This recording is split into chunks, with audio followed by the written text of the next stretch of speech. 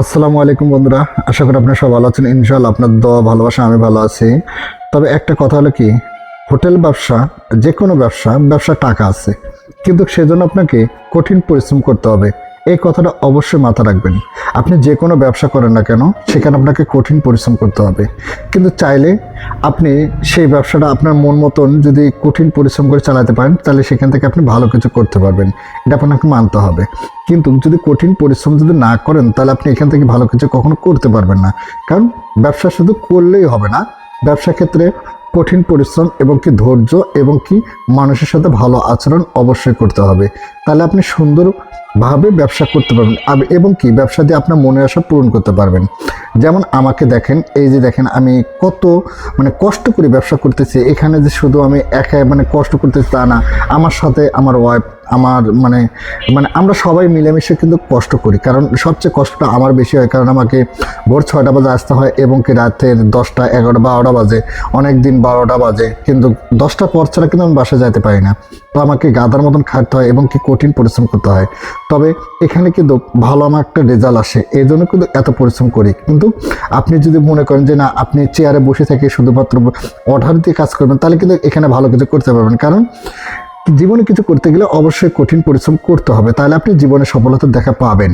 কিন্তু আপনি যদি মনে করেন না, আমি জীবনে কখনো আমি মানুষকে কখনো মানুষের খাবার অথবা এই যে এই কাজগুলো করতেছে, এই কাজগুলোর কথা যদি মনে করেন যে আমি করতে পারবো না, তাহলে কিন্তু জীবনে কিছু আপনি করতে পারবেন না। কারণ আপনাকে জীবনে কিছু করতে গেলে অবশ্যই আপনাকে কঠিন পরিশ্রম করতে হবে, তাহলে আপনি ভালো কিছু করতে পারবেন।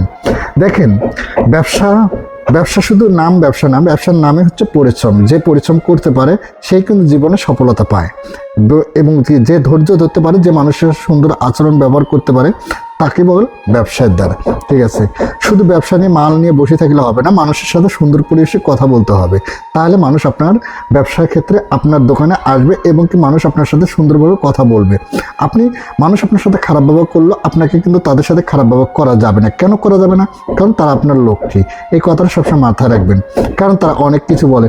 দেখেন, এখানে আমাদের হোটেলে যারা খায়, তারা কিন্তু ঘরের বই থেকে খারাপ ব্যবহার আমাদের সাথে করে। কারণ আপনার ঘরের বই থেকে কেন খারাপ ব্যবহার করে? কারণ আপনার স্ত্রীকে আপনি যদি এক কথা দুইবার করেন, সে কিন্তু রাগ করবে। আর এখানে আমাদেরকে এক কথা দুইবার না, আমাদের এর সাথে কত খারাপ ব্যবহার করে, কিন্তু তারপর আমরা কখনো মন খারাপ করি না। কারণ জানি যে আমাদের কর্ম এটা, আমাদের কাজ এটা, আমাদেরকে করতেই হবে। এই কথাটা সবসময় মাথায় রাখবেন, তাহলে ইনশাল্লাহ ভালো কিছু করতে পারবেন। আর যদি মনে করেন না, সে আমাকে অর্ডার দেবে, সে আমাকে কেন ঘরের বইয়ের মতন আমার সাথে ব্যবহার করবে, এই কথাটা যদি মনে করেন, তাহলে আপনি কিন্তু করতে পারবেন না। কারণ আপনাকে যে যেরকম সেই রকম ব্যবহার করবে। কারণ মানুষের ওই কথা আছে না যে বিখ্যাত তোমার নাম কি বলে ফলে পরিচয়। মানুষের আসলে ব্যবহারে কিন্তু বংশের পরিচয়। কারণ আমাদেরকে এই যে এত নোংরা কাজ করতে হয়, এত ধৈর্য ধরতে হয়। কারণ একটা মানুষ বলে পানি দে, এই টেবিল পরিষ্কার, ঘরের বইয়ের চেয়েও আমাদেরকে কঠিন ব্যবহার করে। আসলে এটা বলার মতো না। কারণ যারা হোটেল ব্যবসা করে, যারা হোটেলে মেসেরি করে, একমাত্র তারা বলতে পারে যে তাদের কতটা খারাপ লাগে। কারণ ভাই, অনেক সময় মনটা চায় যে মানুষের ব্যবহারে যে এগুলো ব্যবসা বাণিজ্য করবো না, কিন্তু মাঝে মাঝে চিন্তা করি যেহেতু ব্যবসা শিখেই ফেল দিয়েছি, তাহলে তার কিছু করার নেই, কারণ করতেই হবে। তো মানুষ আমাদের সাথে যেভাবে ব্যবহার করুক সমস্যা নেই, কারণ আমাদেরকে মানুষের কথা শুনতেই হবে। কারণ আমরা ব্যবসার দ্বার, কারণ তাদের সাথে আমাদেরকে ভালো ব্যবহার করতে হবে। কারণ তারা যদি আমাদের সাথে খারাপ ব্যবহার করে, তারপরে কিন্তু তাদের সাথে আমাদের খারাপ ব্যবহার করা যাবে না। কারণ তারা আমাদের লক্ষ্মী।